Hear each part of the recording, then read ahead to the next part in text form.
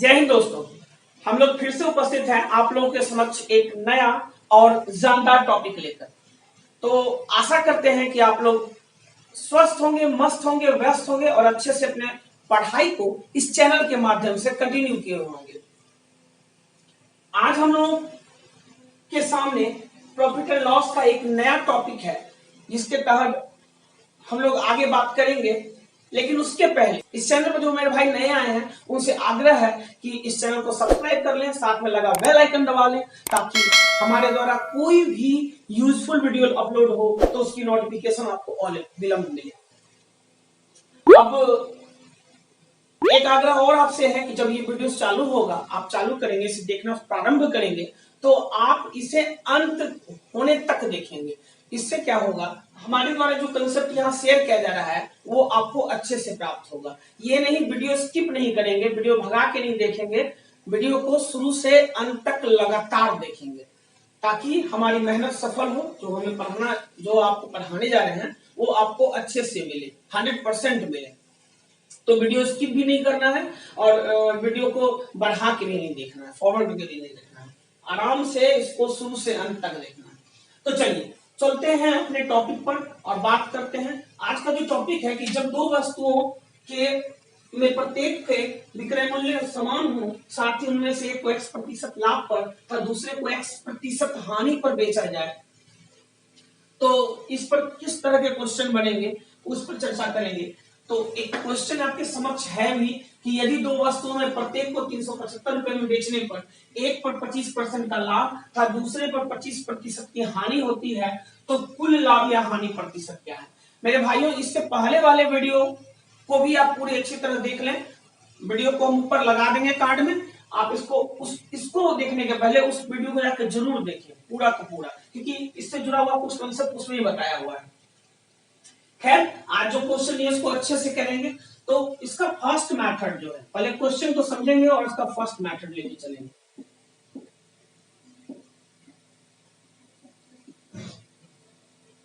इसका first method जो है हम बताए थे इसके जस्ट पहले वाले क्लास जो लिए थे उसमें, कि अगर कभी भी इस तरह का केस हो कि दो वस्तुओं का विक्रय मूल्य समान हो, विक्रय मूल्य क्या हो, समान हो, एक ही दाम में बेचने, प्रत्येक को इतना रुपया में बेचने का, एक पर x% का हानि हो और दूसरे पर x% का क्या हो, लाभ हो। एक पर x% का लाभ हानि आगे पीछे भी हो सकता है, कोई दिक्कत नहीं है। एक पर x% का लाभ हो, दूसरे पर x% का सेम हानि हो, तो इसका उत्तर डायरेक्ट निकल सकता है उभयनिष्ठ। और एक बार बताए थे हम, इस केस में हर हमेशा हानि होती है, इस केस में हर हमेशा हानि होती है, तो कभी भी लाभ नहीं होगा, हर हमेशा हानि होगा। तो हानि प्रतिशत बराबर सीधे क्या करना है, उभयनिष्ठ लाभ या हानि प्रतिशत। उभयनिष्ठ लाभ या हानि प्रतिशत क्या है यहाँ, 25%। उभयनिष्ठ क्या होता है, जितना का लाभ हो रहा है उतना ही का ही हानि हो रहा है। तो कितना है, 25% का लाभ या हानि हो रहा है, तो लिख देंगे 25/10 का होल स्क्वायर। तो यहाँ पर मेरे भाइयों क्या हो जाएगा, 6.25% हानि। ठीक है मेरे भाइयों, सिंपल सा है कि 25/10 है, यहाँ 2.5 का होल स्क्वायर, 25 का स्क्वायर 625, यहाँ 6.25। तो ये हमेशा याद रखिएगा कि कभी भी किसी दो वस्तु में प्रत्येक को समान दाम पर बेचा जाएगा और एक पर x पर जितना % का लाभ होगा, मान लीजिए x% का लाभ होगा, दूसरे पर उतना ही % का हानि, मतलब x ही % का हानि है। तो आपको इस तरह के सवाल को तुरंत बनाना है। क्या करना है, x/10 का होल स्क्वायर, क्या करना है, x/10 का होल स्क्वायर। चलते हैं इसके अगले तरीके की तरफ। अगला तरीका क्या है, नेट चेंज वाला। तो नेट चेंज का फॉर्मूला तो आप लोग पहले पढ़ चुके हैं, मैं खुद बता चुका हूं या कहीं से भी पढ़े हो आप, किताब से कहीं से। ठीक है, तो फॉर्मूला क्या होता है मेरे भाइयों, R1 + R2 + R1 × R2/8। ठीक है, तो ये फॉर्मूला होता है। अब इसमें एक चीज ख्याल रखना पड़ता है कि अगर डाटा अगर वृद्धि हो रहा है या लाभ है तो प्लस, कमी हो रहा है या हानि हो रहा है तो माइनस। तो यहाँ पर एक तो है लाभ पर और एक है डेटा हानि पर, तो एक को कर लेंगे 25 - 25, एक का प्लस लिखने की जरूरत नहीं है। अब प्लस इसका चिन्ह है प्लस मेरे भाइयों, इसका चिन्ह है प्लस, लिख दिए, गुना कर रहे हैं दिखाने के लिए। प्लस गुना माइनस क्या होता है माइनस, तो यहाँ माइनस होगा। और R1 इंटू R2 यानी कि 25 इंटू 25 अब बटे 1। तो यहाँ पर क्या हो जाएगा, ये तो कैंसिल आउट हो जाएगा मेरे भाइयों, यहाँ हो जाएगा माइनस 6.25%। और 6.25% माइनस में आया है, तो माइनस का चिन्ह यह बताता है कि फाइनली 6.25% की हानि। तो ये इसका उत्तर हो गया। तो इसके पहले भी आपने देखा, उस मेथड से भी चले तो यही आया, इस मेथड से चले तो यही आया। अब आते हैं अपने तीसरे तरीके की तरफ। तो तीसरे तरीके में हमने क्या करना है कि मान लीजिए कि यहाँ सपोज कर रहे हैं, ऐसे एग्जाम में आपको फोटो खींच के नहीं बनाना है, ये मैं यहाँ बता रहा हूं ताकि आपको समझ में आए, और यहाँ ज्यादा आपको माथापच्ची नहीं करना है कि आपको फोटो वगैरह बनाना है। इसका 4 मेथड हम बनाने जा रहे हैं यहाँ पर, हमको उससे भी अधिक मेथड आता है, लेकिन आपको 4 तरीका यहाँ हम बता देंगे। जिससे क्या होगा, आपको ज्यादा ये आ जाएगा, इस पर कमांड हो जाएगा, आपको जो अच्छा लगेगा। किसी हिसाब में कोई मेथड अच्छा रहेगा, हल्का होगा, किसी हिसाब में कोई मेथड हल्का होगा। तो जहां जो उपयुक्त होगा वहां आप लगा लोगे। तो आते हैं मेरे भाइयों इसके तीसरे मेथड में, थर्ड मेथड में। और थर्ड मेथड क्या कर रहा है मेरे भाइयों कि 375 बेचा है, तो ये भी 375 लिख देंगे, ये भी 375 लिख देंगे। अच्छा, इसको क्या बेचा है 25% लाभ को, और इसको क्या बेचा है 25% हानि पर। अब आपको पता होगा मेरे भाइयों कि 25% लाभ पर जो विक्रय मूल्य बनता है वो 125% यानी कि 125%। तो आप लिख सकते हैं कि 125% पर पहला आर्टिकल बिका, 125% पर पहला आर्टिकल बिका, तब तो क्या बिका है मेरे भाइयों 375 में। 375 में तो 1% पर कितना होगा, 3 बार में कटेगा। 1% में क्या होगा, 3 बार में कटेगा। और 100% क्या हो जाएगा मेरे भाइयों 300। 100% क्या हो जाएगा मेरे भाइयों 300, यानी कि ये CP1 हो गया। ये क्या हो गया, पहले आर्टिकल का क्रय मूल्य, पहले आर्टिकल का कॉस्ट प्राइस कितना आ गया 300। आते हैं हम सेकेंड पर, ये तो फर्स्ट के लिए हो गया। सेकेंड आर्टिकल को क्या किया मेरे भाइयों 25% हानि पर बेचा है। और आपको पता होना चाहिए मेरे भाई कि 25% हानि मतलब होता है 75% विक्रय मूल्य। तो 75% विक्रय मूल्य है दूसरे आर्टिकल का, तब जो बिका है 375 में। आपको पता होना चाहिए कि 4 बार में करता है। कितना बार में करता है मेरे भाइयों 5 बार में करता है, सॉरी, ये कितना बार करता है मेरे भाइयों 5 बार में करता है। तो 75 से कटेगा 5 बार में, तो अब क्या होगा देखिए 100% क्या हो जाएगा मेरे भाइयों 500। कितना हो जाएगा 500। तो इस तरह से हमारा ये CP2 आ गया। कितना आ गया CP2 आ गया। तो CP1 भी आ गया, मतलब पहले आर्टिकल का क्रय मूल्य भी आ गया, दूसरे आर्टिकल का क्रय मूल्य भी आ गया। तो अब हमको एग्जाम में ये मैथड नहीं बनाना है, बस हम समझाने के लिए आपको ये मैथड लेना है। ठीक है, बनाना है पहले 2 मेथड से। इसके पहले जो बताया पहला मेथड सबसे ज्यादा अच्छा है, पहला मेथड से आप बना लो, दूसरे मेथड से बना सकते हो, लेकिन ये तीसरा मेथड यूज नहीं करना, इस जानकारी के लिए बता रहे। चलिए, तो टोटल अगर हम सीपी की बात कर ले, टोटल सीपी की बात कर ले, तो पहला आर्टिकल खरीदा था कितना में 300 में, दूसरा आर्टिकल खरीदा था 500 में। तो 300 और 500 कितना हो गया मेरे भाई 800। 800 हो गया कुल क्रय मूल्य, कुल टोटल कॉस्ट प्राइस। विक्रय मूल्य की बात कर ले मेरे भाइयों, तो विक्रय मूल्य कितना होगा आप बताओ। विक्रय मूल्य 375 जो 375 ये दिया हुआ है, क्योंकि दोनों वस्तुओं में प्रत्येक को 375 में बेचा गया है, तो ये जुड़ जाएगा। तो कितना होगा मेरे भाई 150 ये हो जाएगा, 600 ये, 150 और 600 यानी कि 750 रुपए। मेरे भाइयों अगर इसको हम जोड़ेंगे तो 300 300 600, 75 75 150, 600 और 150 750। तो 750 रुपए हमने बेचा। अब बताओ आप ही देखो फायदा हानि हुआ कि नहीं हुआ, आप अपने गौर करो कि टोटल क्रय मूल्य दोनों वस्तु का पड़ गया 800 और दोनों वस्तु का विक्रय मूल्य हुआ 750, तो हानि तो हुआ। कितना रुपए का हानि हुआ मेरे भाइयों बताओ 50 रुपए का। कितने रुपए का हानि हुआ मेरे भाइयों 50 रुपए का। और प्रतिशत हानि बराबर क्या होता है, प्रतिशत हानि बराबर क्या होता है, हानि गुना 100 बटे क्रय मूल्य, टोटल क्रय मूल्य। टोटल पर हानि हुआ है तो टोटल क्रय मूल्य ले लो आप 800। तो आप अगर काटोगे, आप गौर करो तो ये 2 शून्य कट जाएगा और ये कट जाएगा कितने बार में, 2 से काट लो 4 बार में, 2 से काट लो 25 बार में, 25 का चौथाई यानी कि 6.25%। बस। और हम बता कि हानि हुआ है तो हानि, तो देखिए ये मेथड भी एक है, आप इसको भी लेके चल सकते हो, लेकिन एग्जाम में इसको लेके मत चलना, एग्जाम में जानकारी के लिए बता रहे हैं। आते हैं मेरे भाइयों इसके चौथे तरीके पर। इसका चौथा मेथड क्या होगा, देखिए हम क्या बोल रहे हैं कि आपको हम चारों तरीका दे रहे हैं, आपको बनाना है पहले से या दूसरे से। मैं बताना चाहता हूं कि एक हिसाब को, ये 4 मेथड बनाने का एक ही उद्देश्य है कि एक हिसाब को कई प्रकार से बनाया जा सकता है, बस आप अपने दिमाग को विकसित कीजिए और उस पर चलिए आगे। देखिए आपका दिमाग खुद ब खुद जवाब देगा कि इसको ऐसे बनाए ऐसे बनाए। तो चलते हैं, स्किप नहीं करना है, आगे देखते जाना। ये नहीं कि बन गया तो चलो कोई बात नहीं, हमको मेथड नहीं सीखना, सीखना है, सब सीखना है, तब तो आगे बढ़िएगा। और नहीं तो ऐसे बस रटन की विद्या, एक मेथड जान जाओगे, आप रटोगे और उससे निकाल दोगे, आप यही करोगे बस और कुछ नहीं। और उससे एग्जाम नहीं निकलने वाला है, एग्जाम तब निकलेगा जब आपको इन डेप्थ पकड़ होगा हिसाब पर। तो चलिए चलते हैं इसका चौथा मेथड। अच्छा, चौथा मेथड है रेशियो मेथड। आपको पता है कि 25, अब देखो लिखने का जरूरत नहीं है, अब देखो बार बता चुके हैं। 25% लाभ मतलब क्या होता है, 25% लाभ मतलब होता है 4 पर 1 रुपए का लाभ, मतलब 4 का खरीदा हुआ सामान कितना में बेचा जाए, 5 में।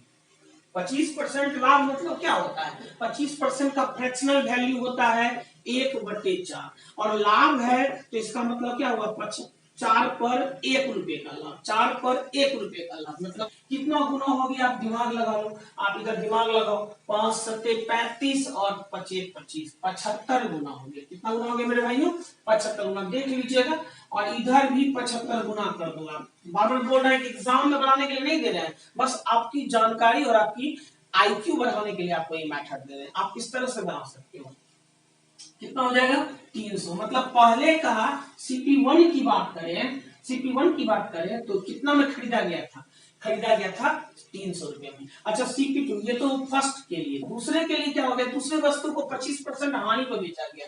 फिर वही बात है, अगर हानि होगा तो सिर्फ माइनस हो जाएगा, 4 पर 1 रुपए की हानि, मतलब जिस वस्तु का CP से अगर हम SP लिखें, यानी कि CP2 से SP2 लिखें, तो जिस वस्तु का खरीद 4 रुपया है उसका विक्रय मूल्य कितना बनेगा मेरे भाइयों, मेरे दोस्तों, 3 रुपए बनेगा विक्रय मूल्य। तो यानी कि 3 में बिका तब तो 375 बिका, प्रत्येक वस्तु में बिका है 375 में, तो दूसरा वस्तु अगर 3 यूनिट में बिका तब 375 में बिका। तो आप कह सकते हैं कि 125 गुना,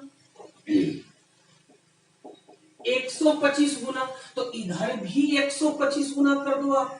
तो 125 गुना करोगे मेरे भाई तो बताओ क्या होगा, 125 चौके होता है 500। देखिए गुना भाग पर कमांड रखिए फटाफट। अब देखिए ये CP1 मिल गया, ये CP2 मिल गया, ये क्रय मूल्य मिल गया, तो आप अब तो इजी है, दोनों क्रय मूल्य मिल गया, दोनों विक्रय मूल्य मिल गया। अब वही आपको करना है, बोले टोटल CP क्या हो जाएगा, टोटल CP हो जाएगा कितना, आपको जोड़ लीजिए कितना, 800। टोटल SP की बात कर ले, टोटल विक्रय मूल्य की बात कर ले तो कितना हो जाएगा 750। अब आगे का कहानी तो आप जानते हैं कि 50% का हानि हुआ, हानि गुना 100, अब प्रतिशत लॉस बराबर लॉस गुना क्या हो जाएगा 100, अब बटे क्या होगा CP, टोटल CP यानी कि 800। तो आपको पता है जस्ट निकाले थे, इसका क्या आया था 6.25%। तो आप ऐसे भी निकाल सकते हो, मेरे मना ढंग से कर दिए, आपको पता है चूंकि इसके पहले ठीक ये काम तो किए ही थे, ये एक अलग रेशियो के तरीके से हुआ। चलिए तो अब हम चलते हैं अपने अगले सवाल पर, आते हैं मेरे भाइयों अपने अगले सवाल पर। लेकिन अगले सवाल पर चलने से पहले हम देखेंगे कि अब ये टाइप थोड़ा सा चेंज हो गया है, थोड़ा सा उसमें माइनस चेंज किया है हमने, और वो माइनर चेंज पूरे इस क्वेश्चन को ही बदल के रख देगा। हालांकि बनाने का तरीका सेम ही होगा, लेकिन कुछ तरीका यहाँ फेल हो जाएगा। जैसे क्या कि यहाँ पर आपका पहला और दूसरा तरीका, जो इससे पहले वाले क्वेश्चन में हमने पहला और दूसरा तरीका किया था, वो बिल्कुल फेल हो जाएगा। बोलिए कैसे, कि यहाँ पर क्या है कि उसमें से एक वस्तु 10% हानि पर तथा दूसरे वस्तु को 20% लाभ पर बेचा गया। तो यहाँ पर जब दोनों सेम रहेगा तब तो वो फॉर्मूला लगाएंगे। अब बोलोगे सर यहाँ पर पहला और फॉर्मूला फेल होगा, वो x/10 का होल स्क्वायर, क्या R1 R2 फेल हो जाएगा क्या? तो हाँ, यहाँ पर आपका R1 R2 भी फेल हो जाएगा, आपको R1 R2 भी नहीं लगाना है यहाँ पर, वो भी फेल हो जाएगा। तो यहाँ तब पूछोगे, आप बोलोगे कि सर पहला तरीका फेल हो गया, दूसरा तरीका फेल हो गया, तो यहाँ कौन सा तरीका लगाएंगे? तो यहाँ पर तीसरा तरीका लगाना है आपको, रेशियो मेथड। अब रेशियो मेथड हम बताए या फिर मैनुअल मेथड, या तो रेशियो मेथड या तो मैनुअल मेथड। हम बताए ना आपको, हर तरीका इंपॉर्टेंट होता है। किसी हिसाब में कोई तरीका अच्छा लगता है, किसी हिसाब में कोई तरीका लग जाता है, किसी में कोई कट भी जाता है। जैसे यहाँ पर x/10 का होल स्क्वायर आप लगाओगे, उभयनिष्ठ लाभ हानि परसेंट, तो उभयनिष्ठ लाभ हानि परसेंट का मान तब तो लिख सकोगे जब यहाँ दोनों सेम रहेगा। अब सेम तो है ही नहीं, तो कैसे ही चलेगा? ये तो नहीं चलेगा, तो अब इसको लगाना भी नहीं है। और ये फेल हो जाएगा तो R1 R2 भी फेल हो जाएगा। बहुत आदमी क्या करते हैं, इसको R1 R2 को भी बता देते हैं। R1 R2 पर नहीं जाना है इस सवाल को। दो मेथड चलते हैं, थर्ड एंड फोर्थ मेथड पर। तो थर्ड मेथड जो डायरेक्ट मेथड है, वो क्या आप कर सकते हैं कि प्रत्येक को दो किताब है, समझिएगा, दो किताब है, प्रत्येक को 1080 रुपए, मान लीजिए इसको 1080 में बेचा गया, इसको भी 1080 में बेचा गया। प्रत्येक को 1080 में बेचने पर एक पर होती है 10% की हानि, एट द लॉस ऑफ, देखिए माइनस का चिन्ह लगा दिया तो लॉस हो गया, एट द लॉस ऑफ 10%, और यहाँ एट द गेन ऑफ 20%। तो इस तरह बेचा गया है, तो जाके एक किताब 10% हानि में बिका तो 1080 में बिका है, एक पुस्तक 20% लाभ पर बिका है तब तो 1080 में बिका है। अच्छा ये बताओ मेरे भाइयों कि 10% लाभ पर, सॉरी 10% हानि पर कोई वस्तु कितने में बेची जाएगी? तो 10% हानि पर विक्रय मूल्य बनता है 90%। याद रखिएगा, 100% पुल डाउन हो गया, सीपी हो गया, और सीपी में 10% छोड़ दिया या हानि सह गया, तो बचा 90% विक्रय मूल्य। तो 90% में बेचा है, तब तो बेचा है 1080 रुपया। बोलो सही किए कि नहीं मेरे भाई? अब यहाँ पर देखो, ये देखिए कैसे कटेगा। वर्णमा 8 से 108 12 बार में, यहाँ कट गया 12 बार में, और 100% क्या हो जाएगा मेरे भाइयों बताओ? ये हो जाएगा आपका 1200। इस तरह से आपका 1200 हो गया इसका उत्तर। अब हम चलते हैं मेरे भाइयों, अब चलते हैं आगे। ये हो गया CP1, इसकी बात कर ले तो ये हो गया CP1। और तुरंत निकाल लीजिएगा आप, क्योंकि हमको बताना पड़ता है, इसलिए हम थोड़ा टाइम हमको लगता है। आप तुरंत निकाल लोगे, आपको पता है।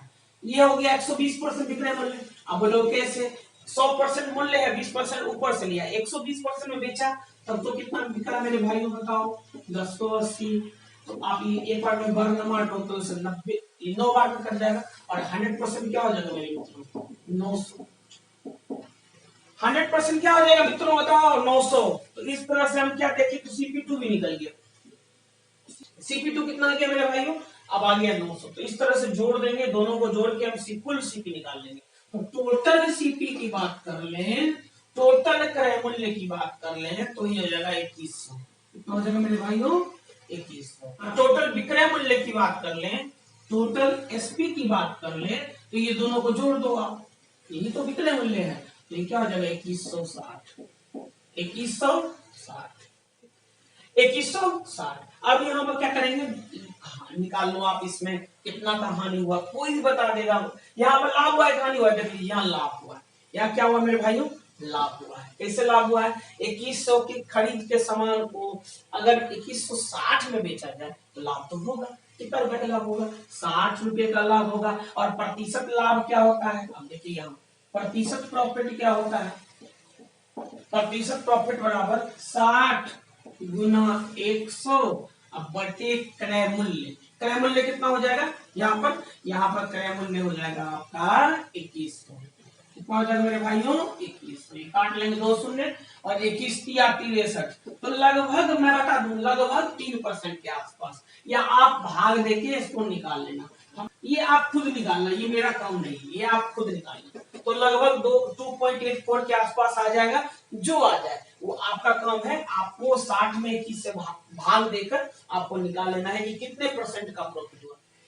मेरे भाइयों इसका दूसरा मेथड चलते हैं, ठीक है? ये पहला मेथड सीखे, और क्या सीखे? इसको R1 R2 पर हमको नहीं ले जाना है, ले गए तो गया, गई भैंस पानी में, तो वो नहीं करना है। चलिए अब हम चलते हैं दूसरा मेथड। 10% हानि है, आपको पता है 10% हानि मतलब क्या होता है कि बार बार लिखना पड़ता है, हमको मन नहीं करता लिखने का, क्योंकि हम बता चुके हैं। लेकिन हमको लगता है कि प्रत्येक वीडियो पर कोई ना कोई नया व्यूअर आता है जो कि इसको फिर पहले वो नहीं देख चुका है रेशियो में कैसे निकालते हैं। इसलिए हमको बताना पड़ता है। 10 पर 1 की हानि, 10 पर 1 की हानि, ये हानि है घटा, 10 पर 1 की हानि, यानी कि जो सामान 10 का है वो बिकेगा कितना में, 9 में। तो 9 में बिक रहा है तब तो 108 में बिक रहा है, 1080 में, सॉरी 9 में बिक रहा है तब तो 1080 में। कितना गुना हुआ, 120 गुना, कितना गुना हुआ मेरे भाइयों, 120, 120 गुना इधर भी कर लेंगे तो गुना 120, एग्जाम में इतना नहीं लिखना है, मन मन निकाल लेना है, 120 गुना करेंगे तो 1200। ठीक उसी प्रकार आप जाएंगे इस पर, क्या कहता है कि 20% का लाभ हुआ, तो 20% लाभ हुआ तब क्या आपको पता है कि 20% लाभ मतलब क्या होता है, 1/5, 1/5, 20% मतलब 1/5, अब 20% लाभ मतलब होता है 5 पर 1 रुपए का लाभ, 5 पर 1 रुपए का लाभ मतलब 5 की एक खरीदी गई वस्तु को अगर 6 में बेचा जाए तो 20% का लाभ हो जाएगा। तो भैया 5 में खरीदा और 6 में बेचा, तो 6 में बिका है तब तो बिका है 1080 में, 6 में बिका तब तो इधर आप गुना करोगे कितना बार गुना होगा बताइए आप, 180 बार में गुना होगा, कितना गुना होगा, 180 गुना, तो इधर भी 180 गुना कर देंगे, तो यहाँ पे क्या होगा, 900 रुपया, कितना रुपया हो जाएगा, 900 रुपया। तो इस तरह से कुल विक्रय मूल्य, कुल क्रय मूल्य निकल गया यहाँ पर। अब तो आगे का मात्रा आप जान रहे हो, यहाँ निकल गया, पहला का निकल गया 1200, दूसरे का निकल गया 900, तो कुल क्रय मूल्य कितना हो गया टोटल, ये CP2 निकला है और ये जो निकला है मेरे भाइयों ये CP1 निकला है, आपको पता होना चाहिए। आई दोनों का विक्रय मूल्य, ये SP1 है, ये SP2 है, तो CP1 बराबर कितना हो गया मेरे भाइयों, CP टोटल CP कितना हो गया मेरे भाइयों, हो गया 2100, टोटल SP कितना हो गया मेरे भाइयों, हो गया 2160। अब आगे हमको उम्मीद है कर लेंगे आप, अब इसको हम छोड़ देते हैं, आप कर लोगे इसको। हाँ लाभ और लाभ अभी जस्ट निकाले हैं इससे ठीक पहले वाले मेथड में, तो कर दीजिए। लेकिन ना इसको पहले मेथड से बनाना है जो भी बताए, ना इसको अभी जो बताए इस मेथड से बनाना है, इसको हम एक अलग मेथड से दे रहे हैं, वो देखिए, वो आप उससे बनाओगे बहुत फास्ट बनेगा। आते हैं मेरे भाइयों इसका सबसे अच्छा मेथड जो कि आप बहुत ही आसान से बनेगा, आसानी से बनेगा और बहुत तेजी में बनेगा एग्जाम में। तो क्या यहाँ पर कह रहा है कि 10% की हानि, 10% की हानि मतलब क्या होता है मेरे भाइयों, 90% विक्रय मूल्य, 90% विक्रय मूल्य, और 90% मतलब क्या होता है, 9/10। क्लियर बात है, 90% विक्रय मूल्य मतलब क्या, 90% SP बनेगा कि नहीं बनेगा, 10% हानि लॉस पर, 10% लॉस पर विक्रय मूल्य क्या बनेगा 90%, और 90% बेचा है यानी कि 9/10 भिन्न हो गया। अच्छा दूसरे का है 20% लाभ, दूसरे का क्या है 20% लाभ, तो 20% लाभ पर विक्रय मूल्य कितना बनता है आप लोग बताओ, 120%। कितना बनेगा 120%। आपको पता है 120% मतलब क्या होता है 6/5, 6/5, इसका भिन्नात्मक मान क्या होता है 6/5। अब यहाँ पर गौर करें, ये भी SP बन गया, ये SP1 हो गया, ये SP2 हो गया। अब देखिए गौर कीजिए, पारसमन कितना बिका 10 से 9 में, पारसमन कितना बिका 10 से 9 में, और दूसरा समान कितना बिका 5 से 6 में, 5 से 6 में। अब आपको क्या करना है समझिएगा, अब असली अभी काम शुरू है इसमें, ये तो आप मन ही मन ये करने की आवश्यकता ही नहीं है। जो स्मार्ट स्टूडेंट है वो क्यों करेगा, उसको पता है, जो स्मार्ट स्टूडेंट उसको पता है 90% में पर बेचा यानी कि 10 का सामान 9 में बेचा, और दूसरा 20% लाभ पर बेचा यानी कि 120% बेचा, और 120% पर बेचा मतलब क्या 5 का सामान 6 में बेचा। थोड़ा सा ब्रेन भी तो लगाना पड़ेगा तब तो स्मार्ट बनेगा हम लोग। अब देखिए, अब इतना एग्जाम में नहीं करना है, ये सिर्फ पैक करना है। अब इसके बाद देखिए फास्ट कैसे है, क्या कहता है, प्रत्येक को 1080 में बेचा, ध्यान दीजिएगा यही इसमें लोचा है, प्रत्येक को 1080 में बेचा, तो प्रत्येक को 1080 में, तो प्रत्येक को समान दाम पर बेचा है। यहाँ दोनों का क्रय मूल्य, यहाँ दोनों का विक्रय मूल्य, इसका विक्रय मूल्य कितना है 9%, इसका विक्रय मूल्य कितना है 6%। अगर हम यूनिट में माने, रुपया को नहीं बोलना है यूनिट में बोलना है, इसका विक्रय मूल्य क्या है 9 यूनिट, इसका विक्रय मूल्य क्या है 6 यूनिट, तो दोनों का विक्रय मूल्य तो सेम था, यहाँ देख लीजिए, लेकिन यहाँ दोनों का सेम नहीं है तो सेम करना पड़ेगा। सेम कैसे करेंगे, तो इस दोनों का एलसीएम ले लेंगे मन, इस दोनों का एलसीएम लेंगे मनी मन 18 आएगा, इसको कर देंगे 2 से गुना, इसको कर देंगे 3 से गुना। अब ये नहीं कि सिर्फ इसको गुना करेंगे, ये पूरे भिन्न ही गुना हो जाएगा 2 से, ये पूरा जो भिन्न है आपका समझिएगा।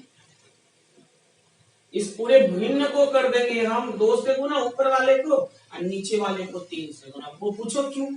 हमने क्या बोला कि दोनों का विक्रय मूल्य समान है। अब यहाँ एक का विक्रय मूल्य दिख रहा है 9 यूनिट, एक का दिख रहा है 6 यूनिट, हमको तो सेम करना है। सेम कैसे होगा? जब 18 हो जाएगा दोनों, एलसीएम तो 18 ही ना आएगा मेरे भाई, तो 18 हो जाएगा। तो 9 दूनी 18, छोटिया 18। आप उस तरह से यहाँ क्या कर देना, थोड़ा देखिए, थोड़ा टाइम बचाना तो इसी में कर सकते हैं आप, लेकिन हम थोड़ा अलग में कर रहे हैं। 10 दूनी 20 हो गया, 20 से कितना हो गया 18, ये क्या हो गया 5 15 से कितना हो गया 15 से छोटिया 18। अब देखिए थोड़ा ध्यान से, यहाँ दोनों का विक्रय मूल्य क्या चेंज हुआ? नहीं चेंज हुआ। अब सेम है कि नहीं है? बोला था ना सेम होना चाहिए, सेम है। अच्छा ये देखिए दोनों का क्रय मूल्य हो गया। अनुपात में भी फर्क नहीं पड़ेगा। देखिए अनुपात जब आप निकालो फिर से, फिर कट के वही आ जाएगा, फिर कट के वही आ जाएगा। तो इसलिए इसको रेशियो अच्छे से समझना, अच्छे से, कहीं कोई दिक्कत नहीं। अच्छा, प्रत्येक को 18 यूनिट में बेचा, पहले को भी या दूसरे को भी। अब देखिए मेरे भाइयों, दोनों का विक्रय मूल्य कितना आ गया 18 यूनिट, और विक्रय मूल्य ऐसे कितना है 1080। तो हम ये कर सकते हैं कि 18 यूनिट में बेचा तब तो 1080 में बेचा। तो आप ये बात समझ लो कि 18 से कट जाएगा ये 6 बार में, 18 अच्छा कट सकते 108। ठीक है मेरे भाई। अब यहाँ पर देख लीजिए, गौर कीजिएगा कि 1 यूनिट का मान कितना हो गया 60। 1 यूनिट का मान कितना हो गया मेरे भाइयों 60। तो आपको निकालना है कितना यूनिट का, आपको डायरेक्ट लाभ निकालना है। यहाँ से सब चीज निकल जाएगा, आप जो चीज सोचोगे वो चीज निकलना है यहाँ से। कैसे आप समझो, अगर यहाँ से आपको कुल क्रय मूल्य निकालना है, टोटल क्रय मूल्य निकालना है, समझिए मेरी बात। टोटल क्रय मूल्य कितना हो जाएगा 20 यूनिट इसका और 15 यूनिट इसका, तो 15 20 35 यूनिट, और 1 यूनिट का मान कितना है 60। तो 35 गुना 60 यानी कि 21। तो देखिए निकला कि नहीं निकला? इससे पहले वाले सवाल में हम किए थे कि नहीं 21। तो ये भी निकल जाएगा टोटल। अच्छा आपको अगर हमको नहीं निकालना है, ये हमको क्यों निकालना, हमको डायरेक्ट लाभ या हानि सोच लेंगे। अच्छा लाभ या हानि निकालना है तो क्या है, यहाँ जोड़ोगे आप सीपी को जोड़ोगे तो सीपी कितना आ जाएगा बोलो, टोटल सीपी कितना आ जाएगा 35 यूनिट, और टोटल एसपी कितना हो जाएगा 36 यूनिट। ये क्या आ जाएगा एसपी। ठीक है, विक्रय मूल्य सेलिंग प्राइस। तो क्रय मूल्य हो गया 35 और विक्रय मूल्य हो गया 36। तो 1 यूनिट का लाभ हुआ। कितना लाभ हुआ मेरे भाई 1 यूनिट का लाभ हुआ। तो आप कर सकते हैं कि लाभ बराबर, अगर लाभ यहाँ से डायरेक्ट निकालना प्रॉफिट बराबर, तो 1 यूनिट हुआ है और 1 गुना कितना कर देंगे 60। 1 ही यूनिट का मान 60 है। 1 यूनिट का मान कितना आया यहाँ से 1 यूनिट का मान आया 60। तो 1 का मान 60 है तो 1 गुना 60, क्योंकि लाभ तो 1 ही हो रहा है ना। 35 के सामान को 36 में बेचा तो कितना यूनिट का लाभ 1 यूनिट का लाभ, और 1 का मान कितना हो जाएगा 60। तो लाभ बोलेगा, अगर लाभ रुपया में बोलेगा तो 60 रुपये। बात है। अब आगे चलेंगे, अगर लाभ प्रतिशत में बोलेगा कि कितना प्रतिशत लाभ हुआ है, तो सिंपल सा बात है, यहाँ भी आप निकाल सकते हो। प्रतिशत लाभ बराबर क्या हो जाएगा, लाभ गुना 100 बटे कुल क्रय मूल्य। कुल क्रय मूल्य 2100। तो ऐसे भी निकाल सकते हो, या चलिए ऐसे ही यहाँ पर आप कैसे निकाल सकते हो इसको। तो यहाँ से अभी निकाल चुके हैं, इसके पहले भी इसको दे चुके हैं हम लोग लगभग 2.84%। तो देख रहे हैं, सब में आप अच्छे से देखिएगा, इस समझ में आएगा। इसका एक सवाल इस मेथड से सिर्फ और देख रहे हैं, ठीक है। तो अब एक बार देख लीजिए इसको। आते हैं भाइयों अपने अगले सवाल की तरफ। अगला सवाल जो है बहुत आसान है और इसको भी हम लोग चलेंगे। ये आपको सक्सेसिव से नहीं बनेगा या फिर वो उभयनिष्ठ वाले से नहीं बनेगा, क्योंकि आप देख सकते हो उभयनिष्ठ है कहाँ, दोनों अलग अलग है। तो उभयनिष्ठ वाले फॉर्मूला से नहीं बनेगा, और आप R1 R2 से बनाओगे तो नहीं बनेगा। तो इसको बनाना है किससे, हमको इसको बनाना है रेशियो मेथड से। तो रेशियो मेथड में क्या फटाफट करते हैं, देखिए 12.5 पर देखिए दोनों को 720 रुपए में बेचा है। कितना बेचा है, दोनों को 720 रुपए में बेचा है। उनमें से एक को 12.5% लाभ पर तथा दूसरे को 14.2/7% हानि को बेचा। अच्छा ये बताइए, विक्रय मूल्य तो समान है दोनों का, लेकिन एक को बेचा लाभ पर, दूसरे को बेचा हानि पर। तो एक को बेचा पहले वाले कितना बेचा है 12.5% लाभ पर। 12.5% लाभ मतलब क्या होता है, 12.5% लाभ मतलब होता है मेरे भाइयों 8 पर 1 रुपए का लाभ। मतलब 8 के सामान को 9 में बेचा जाएगा। हालांकि ये मुखजवानी हो जाएगा, इसको लिखने की जरूरत नहीं है, क्योंकि हम बहुत बार इसका चर्चा कर चुके हैं। तो पीछे का वीडियो आप देखें, सब आपको समझ में आएगा, सब कर चुके हैं कई बार। 14.2/7% की अगर हानि हुई तो हानि मतलब क्या होता है 7 पर 1 की हानि। 7 रुपए पर 1 की हानि, यानी कि 7 के सामान को कितना बेचा जाएगा, 6 में। अब हमको क्या करना है, ये हो गया दोनों का क्रय मूल्य, ये दोनों का भी क्रय मूल्य। पहला का क्रय मूल्य हो गया 8 यूनिट, विक्रय मूल्य का 9 यूनिट। पहला का क्रय मूल्य हो गया, दूसरे का क्रय मूल्य हो गया 7 यूनिट, विक्रय मूल्य कितना हो गया 6 यूनिट। अब हमको दोनों का विक्रय मूल्य सेम करना है, यानी कि 9 यूनिट और 6 यूनिट को सेम करना है। तो सेम तो होगा नहीं, 9 अलग चीज है, 6 अलग चीज है, तो सेम कैसे होगा, एलसीएम लेंगे और एलसीएम बनाने के लिए इसको गुना कर देंगे। तो देखते हैं दोनों का एलसीएम मन ही मान लेते हैं तो 18 आता है, और 18 के लिए इसको किससे गुना करेंगे, इसको करेंगे 2 से गुना, और इसको किससे गुना करेंगे, इसको करेंगे 3 से गुना। तो गुना कीजिए, तो ये हो जाएगा 16 से 18, और ये हो जाएगा 21 से 18। अब देखिए दोनों का सेम हुआ कि नहीं, दिखने बोलिए, ये हो गया टोटल, अगर जोड़ दोगे ना 37 आ जाएगा, ये हो जाएगा टोटल सीपी। टोटल सीपी कितना आ गया, 37। और टोटल एसपी की बात कर ले तो 36। टोटल एसपी की बात कर ले तो क्या हो जाएगा, 36। खरीदा 37 यूनिट में और बेचा कितना में, 36 यूनिट में। अब आपको 18 यूनिट का ही तो मान 720 दिया हुआ है, क्योंकि प्रत्येक का विक्रय मूल्य 18 यूनिट है, और 18 यूनिट में बेचा है, तब तो प्रत्येक को कितना बेचा है, 720 में। तो 18 यूनिट का मान है 720, तो 1 यूनिट का मान हो जाएगा 18 चौक 72 40। 1 यूनिट का मान क्या हो जाएगा मेरे भाइयों, 40। और 1 यूनिट का मान 40 हो गया, तब तो कोई बच्चा भी बता देगा, इसमें कहां कोई लगता है। 1 यूनिट का मान हो गया 40, तो आप समझ सकते हो कि आपको अगर यहाँ पर पूछ रहा है कि लाभ कितना हुआ, तो लाभ कितना यूनिट हुआ, 1 यूनिट ही तो लाभ हुआ है। अरे सॉरी, हानि कितना हुआ, सॉरी हानि कितना हुआ, 1 यूनिट तो हानि हुआ है। अगर यहाँ पर पूछे आपसे हानि कितना हुआ, तो 1 यूनिट ही तो हानि हुआ है। क्यों, क्योंकि 37 यूनिट खरीद था, अब बेचा गया 36 यूनिट में, तो 1 यूनिट का हानि हुआ। तो 1 यूनिट का हानि और 1 यूनिट का मान कितना है, 40, तो हानि बराबर 40 रुपया। अब कोई आपसे पूछेगा नहीं प्रतिशत हानि भी निकाले, तो प्रतिशत हानि बराबर होता है, प्रतिशत हानि बराबर होता है हानि गुना 100 बटे, वैसे आप डायरेक्ट यहाँ भी निकाल सकते हैं 37 पर 1 की हानि, तो ऐसे भी निकाल सकता है, कोई बड़ी बात नहीं है। 37 पर 1 की हानि कितना, यहाँ आप ये कर निकाल सकता नहीं, यहाँ 37 पर 1 की हानि हुई, डायरेक्ट आप निकाल दीजिए। लेकिन चलिए ठीक है, हम रुपया बताते हैं कि 40 रुपए का 40 गुना 100, हानि गुना 100 बटे क्रय मूल्य। तो क्रय मूल्य कितना है, 37 यूनिट, और 1 यूनिट का मान कितना है बताइए, 40 रुपया। 40, तो देखिए ऐसे भी 40 कट जाता है, तो 100 बटे 37 आता है, तो 100 बटे 37 जो भी आ जाएगा उतना परसेंट का क्या हो जाएगा, हानि हो जाएगा। तो हमको लगता है कि आप समझ चुके होंगे।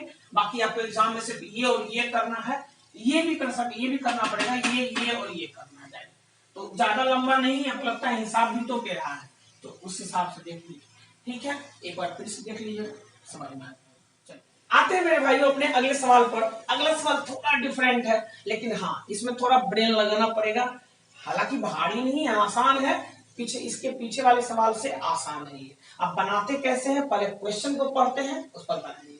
क्वेश्चन में क्या कह रहा है कि एक व्यापारी 2 बैल प्रत्येक को 8400 रुपए में बेचता है, और उन पर ना तो लाभ कमाता है और ना ही हानि सहता है, ना तो लाभ कमाता है और ना ही हानि सहता है।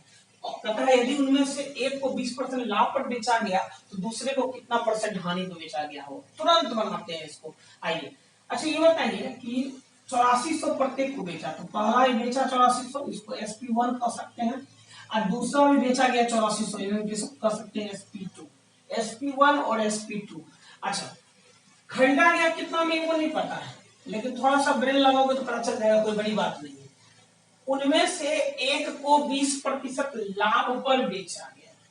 अच्छा 20% लाभ पर बिका, तब तो 8400 में बिका, तो हम ये कह सकते हैं ना कि उसका खरीद मूल्य निकालना है, उसका क्रय मूल्य निकालना है, तो हम ये तो कह सकते हैं कि 20% लाभ पर जो विक्रय मूल्य बनेगा वो बनेगा 120%, और 120% में बेचा, तब तो बेचा 8400, तो 1% कितना हो जाएगा, बढ़ सकते 84, 1% कितना हो जाएगा 70, और 100% कितना हो जाएगा 7,000, 100% कितना हो जाएगा 7,000। यानी कि इसको CP1 मान लीजिए या CP2 मान लीजिए, कोई फर्क नहीं पड़ता, उनमें से एक को, ऐसा तो नहीं कह रहा है पहले को या दूसरे को, तो किसी को ये 7,000 में हो सकते हैं। तो क्रय मूल्य के अगर लिखेंगे तो हम लिख देते हैं, मान लीजिए पहला का ही 7,000 रुपया क्रय मूल्य है, CP1 है, और हमको CP2 नहीं दिया हुआ है वाट, लेकिन हाँ एक चीज दिया हुआ है, बात समझे यहाँ से, 20% लाभ पर जो बेचा है, 20% लाभ पर ही ना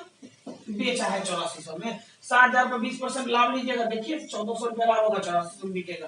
तो कंफर्म हो गया, पहला का क्रय मूल्य निकल गया, पहला का विक्रय मूल्य निकल गया। आप इसको दूसरे की जगह पे लिख सकते हो, तो दूसरे की जगह पे लिखोगे तो पहला का दाम निकालने कहेगा, जो पूछ रहा है वो निकालना पड़ेगा। तो आप किसी एक को मान लो कि पहला 60,000 में खरीदा था, 8400 में बेचा, 20% का लाभ हुआ। तो अब बोल रहा है कि दिमाग लगाइए कि दूसरे पर को कितना में खरीदा गया होगा, दूसरे को कितना में खरीदा गया होगा। अब एक चीज समझिए कि ना तो इस ट्रांजेक्शन में क्या हुआ है, ना तो लाभ हुआ है ना ही हानि हुआ है। कुल पर ना तो लाभ सहता है, ना ही लाभ कमाता है, ना ही हानि सहता है। यानी मतलब कुल क्रय मूल्य बराबर कुल विक्रय मूल्य, पर ना लाभ सहेगा ना हानि सहेगा। इसका मतलब क्या होता है, इसका मतलब यही होता है कि इतना क्रय मूल्य था, उतना का उतना पैसा वो निकाल लिया, विक्रय मूल्य में आ गया। तो विक्रय मूल्य बनता है 16,800, क्लियर है। तो क्रय मूल्य भी तो मेरे भाइयों 16,800 ही होगा, क्रय मूल्य भी तो 16,800 होना चाहिए। विक्रय मूल्य 16,800 है तो क्रय मूल्य तब ना लाभ होगा। ये क्रय मूल्य हो गया, विक्रय मूल्य हो गया, तो ना लाभ होगा ना हानि होगा। तो अब 60,000 एक वस्तु से, अब कोई बच्चा ही बता देगा, सोचो कि कुल क्रय मूल्य है 16,800 और उसमें एक वस्तु है 60,000 रुपए का, तो क्या दूसरे वस्तु को हम नहीं कर सकते 9800 रुपए का होगा। 9,716 और यहाँ 16,800। इसका मतलब पहला वस्तु खरीदा 7,000 में, बेचा 8400 में, दूसरा वस्तु खरीदा 9800 में, बेचा 8400 में, कुल क्रय मूल्य हो गया 16,800, कुल विक्रय मूल्य हो गया 16,800। ना तो लाभ ना तो हानि, खत्म बात है। तो ये हम निकाल लिए दिमाग लगा के, क्या दिमाग लगा के कि ठीक है कुल तो हमको कुल क्रय मूल्य भी तो उतना ही होना चाहिए ना, ताकि न लाभ हो न हानि हो। तो भाई 7,000 यही है, तो 7,000 मने 16,800 में 7,000 घटाए, हमको आ गया 9800। अब बताइए 9800 के सामान को, समझिएगा मेरी बात, 9800 के सामान को आप 8400 में बेच दिए, बेचे ना, अब उल्टा करो निशान। 9800 के क्रय मूल्य, ये CP2 है, 9800 के सामान को, दूसरे वस्तु को आप कितना में बेच दिए, 8400 में। तो 8400 में बेचे तो क्या हानि हुआ, पहले बताइए। तो अगर हम हानि की बात कर ले, कितना रुपया का हानि हुआ, तो बताइए आप, हो गया कितना रुपया का हानि, 800 इधर हो गया और 600 इधर, 1400 का हानि हुआ। तो कितना हो गया, 9800 पर 1400 का हानि।